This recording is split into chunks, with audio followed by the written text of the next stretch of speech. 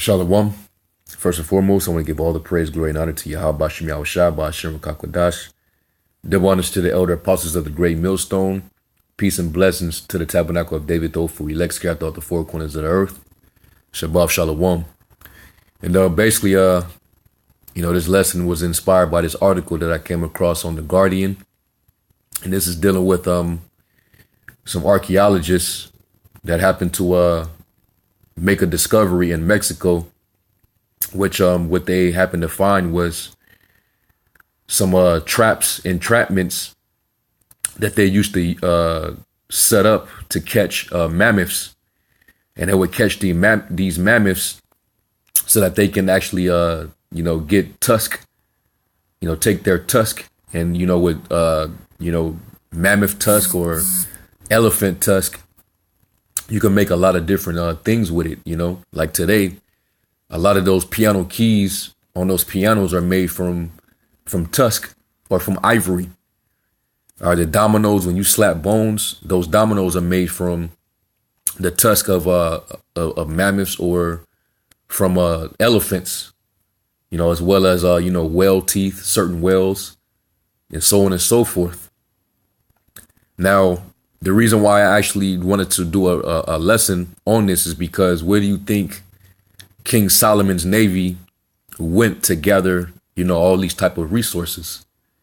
They had to have went to a big country where never mankind dwelt, where there was no, sojourners or inhabitants, that had a whole body of land filled with resources and exotic animals. So this right here, this discovery give credence to, Solomon sending his navy, which the biblical account gives you the history on how he would have a navy that would leave once every 3 years to actually go out and gather these resources and these animals. And ivory was among those resources that he actually had his navy go to gather and bring back to the known world. All right. So I'm gonna start with reading parts of this article, and then I'm gonna go into the account in the biblical history. All right, to show that it was the Americas that he sent this navy to gather all these different resources. Because America is known also for its large quantity of gold and silver. And, as a result of that, a lot of mining industries was set up here in the Americas due to the large content of gold and silver that was produced here in the States, as well as, down the, you had basically majority of the Western coast. That's why the West Coast is known as the Gold Coast. All right, 'cause there's a lot of gold found in the West. All right, I believe Nevada, the state of Nevada, is the largest gold producing state in the country. All right. And then you had, down through Central America, you had, little gold found there, down in Mexico, so on and so forth. All right. So anyway, I'm going to read this. This is based in Mexico. It says Mexican mammoth trap provides first evidence of prehistoric hunting pits. It says more than 800 bones found, including one with spear wound. This is evidence of direct attacks on mammoths. It says Mexican archaeologists say they have made the first ever discovery of pits built around 15,000 years ago to trap mammoths. It says announcing the find on Wednesday, researchers from Mexico's National Institute of Anthropology and History said the two pits contain about 824 bones from at least 14 mammoths. Hunters may have used torches to scare the mammals into the area with the traps, which are about 6 feet deep and 25 yards in diameter. But one of the skulls found also had marks of a spear wound on the front. It says Luis Barradas, the leader of the 5-person excavation team, said the find in the neighborhood of Totepec, just north of Mexico City, marks a watershed in the study of the relationship between prehistoric hunting and gathering communities and huge herbivores. All right, you can see in the background, you got the mammoth bones, stuck up under that entrapment, and you see basically what's coming up out of that ground or that entrapment is the tusk, which is where you get the ivory from. Right? It says there was little evidence before that hunters attacked mammoths. It was thought they frightened them into getting stuck in swamps and then waited for them to die. He told reporters on Wednesday this is evidence of direct attacks on mammoths, and told Topek we can see there was the intention to hunt and make use of mammoths. Okay, one of the main uses of it was using it for ivory. Okay. I'll read a little more. It says the first signs of pits emerged by chance in January this year during excavations to prepare the land for use as a rubbish tip. Cordova Berdas said that at the time the traps were built, the area was probably home to about six herds of mammoths. He said that further excavations might reveal more traps. Okay. So, basically, they did that so they can gather a lot of ivory. All right. Because there's a lot of uses. Okay. So let's go from there and let's go to the account. And First Kings dealing with King Solomon. Now, mind you, his navy, he had expert navigators that knew their way around the sea. And I believe that's also in the Book of Chronicles as well. Matter of fact, I think it might be in the previous chapter of First Kings as well. Let me check real quick, because I believe he had two navy docks, one off the coast of Tarshish and another in the Red Sea somewhere. Let's go down to let me see.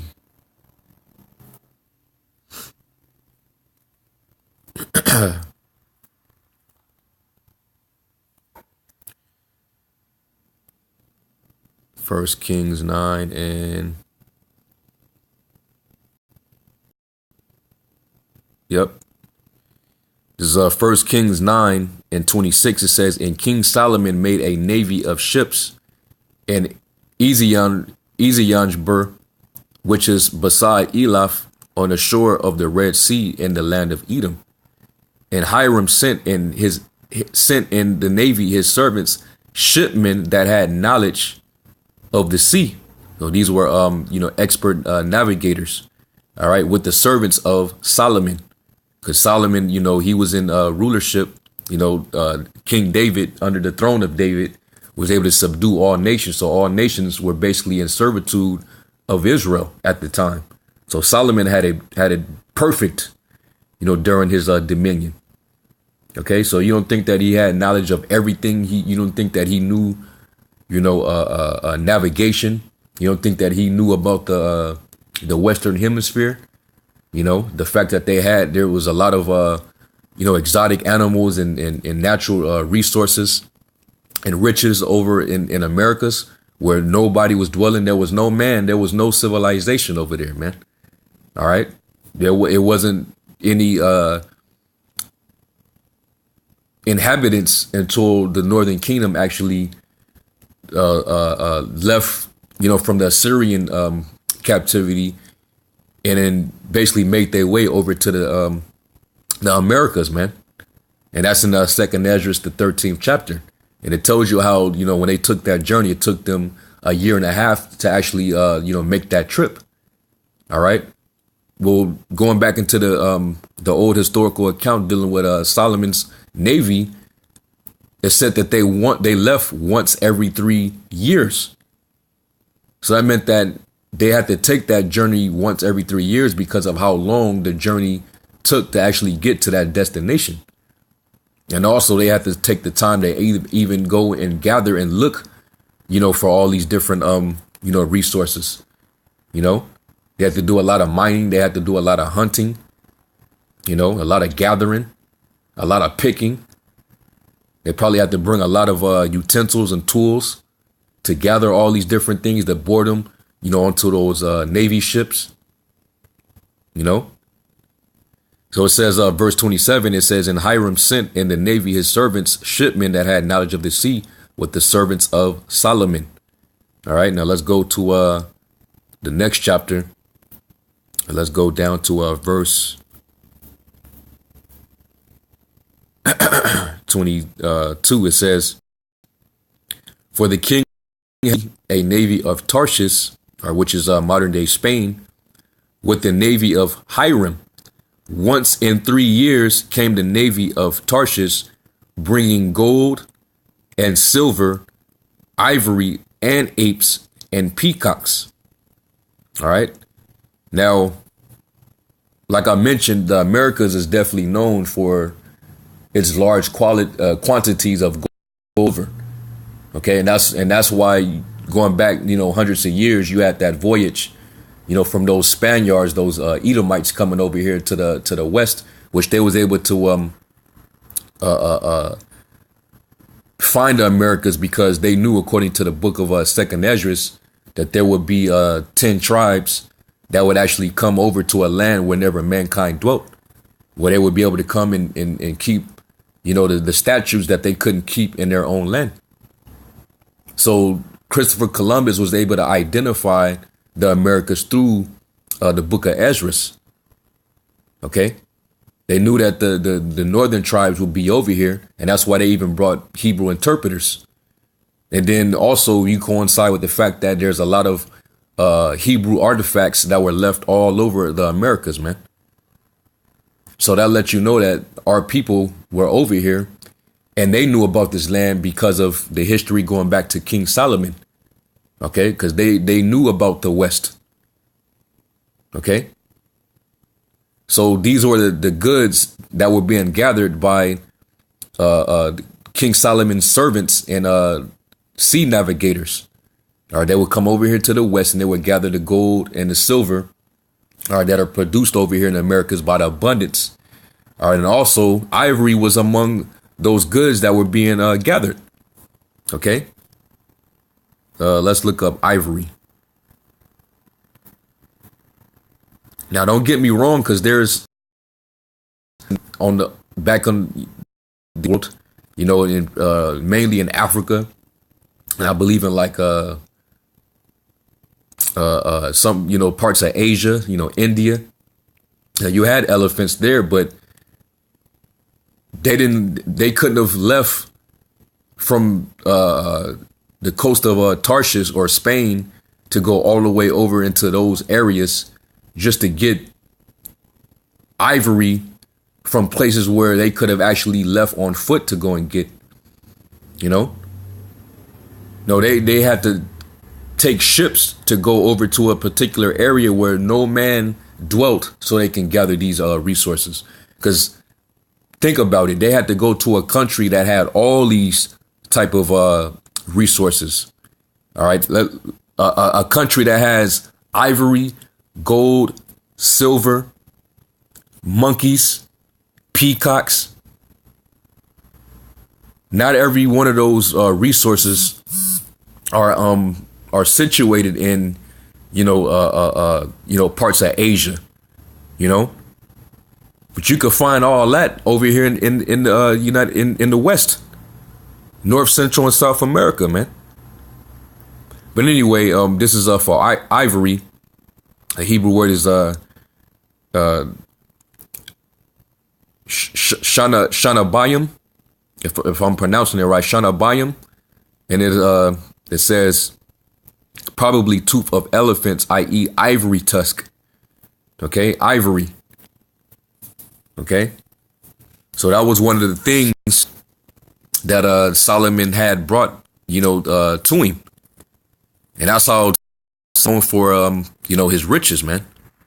And also you look up apes, because you've had guys, some clowns, try to debunk, the notion of, Solomon sending his navy over here to the West by saying that apes are not native to the Americas, which that's actually true. But actually, when you look the actual word up, the word is quawap, it actually tells you monkeys. Now you go down to the Hebrew Chaldea lexicon. It says a word of Indian origin, whence the Greek. It says words used to denounce apes, so like it to denote apes, especially monkeys with tails.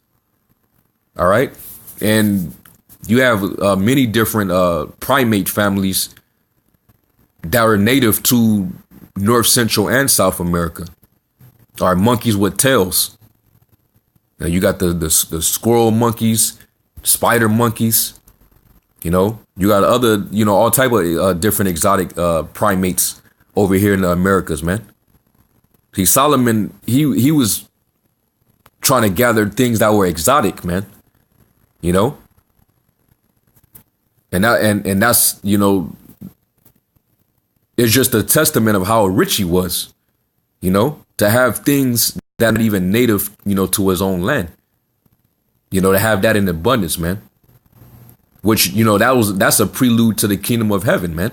How we gonna have it? We gonna have all type of exotic animals, we gonna have abundance of, precious minerals, natural resources, different stones.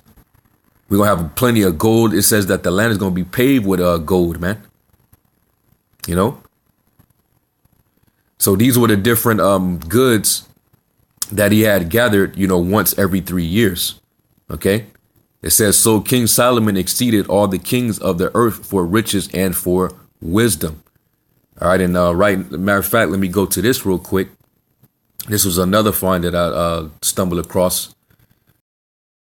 Israel National News.com. Now let me turn it real quick. And it says, did King Solomon's Navy discover America? And this was going back to 2007. It says, Mystery Mountain, Los Lunas, New Mexico. All right, that's where you find the Decalotus Los Lunas stone, right? It says that's where a fascinating find was discovered with the Hebrew inscription of the 10 Commandments. What is amazing about this find is that the 10 Commandments were written in a Hebrew script that is so ancient, it was last used around and up to the Babylonian expulsion. This means it was probably between 2,500 to 3,000 years ago. How did this script, as well as the text of the 10 Commandments, wind up in New Mexico so many centuries ago? And it says, over 2,000 discovered America. There were people of Semitic origin in New Mexico worshiping the God of Israel. Oh, man. It says, how can this possibly be reconciled with known history? Like I mentioned, because Solomon, all right, he had knowledge of the sea and he knew of the Americas. And that's why he was able to send those sea navigators along with his servants to go over there and gather gold, silver, monkeys, all right, ivory from the mammoths, so on and so forth, man. So that's how they would know. And they ended up coming over here pursuant to 2nd Ezra, the 13th chapter. They already knew about this place. Okay. And Cristobal Colon, he knew he would encounter Hebrew people, which is why he brought those Hebrew interpreters.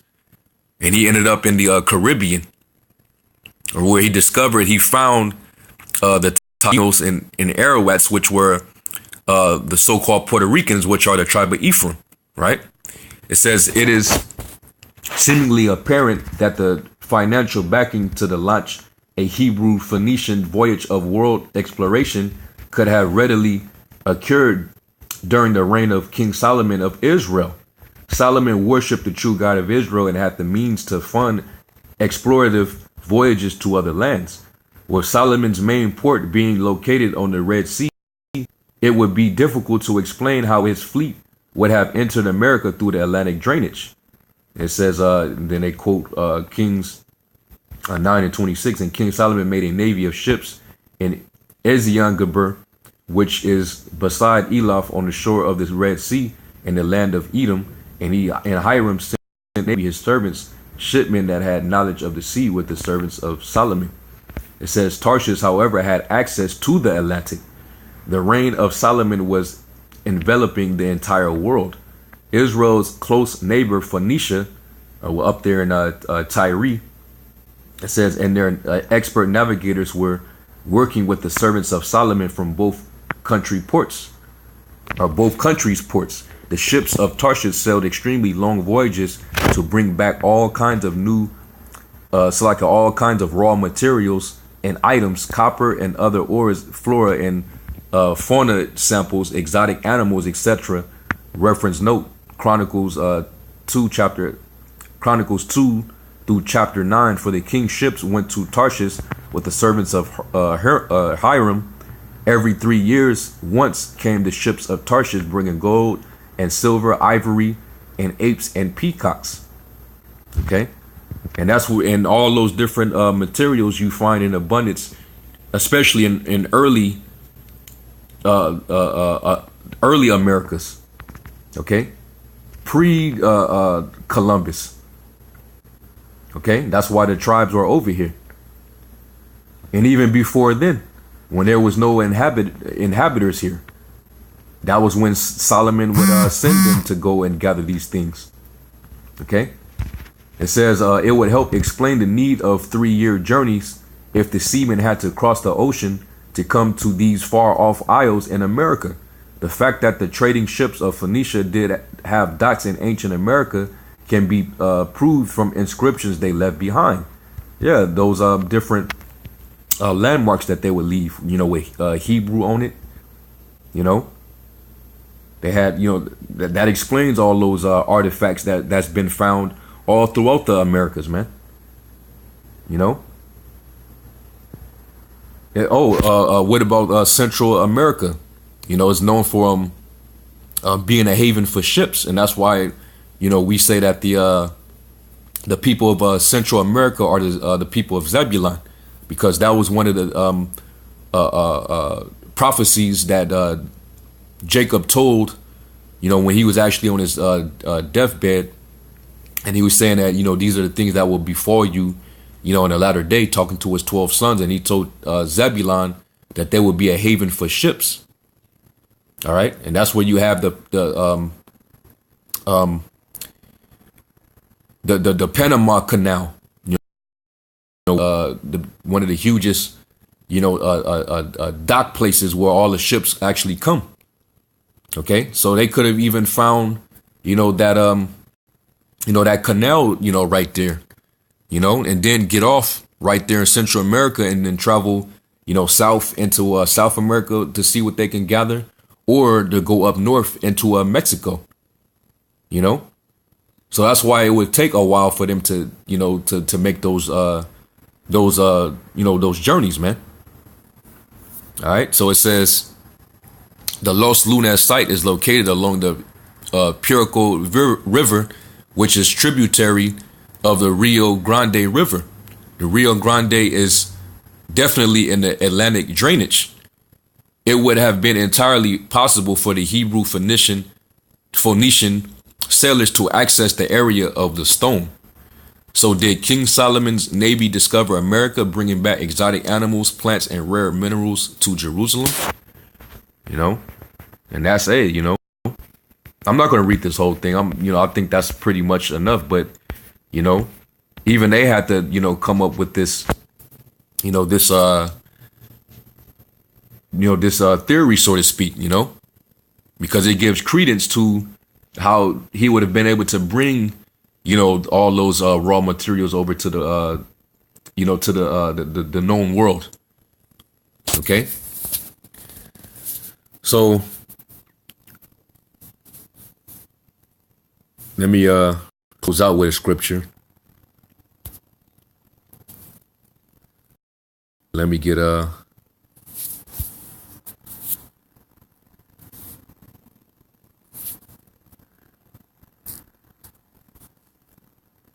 Salakia. Matter of fact, let me go to the Apocrypha. I'll get a quick scripture.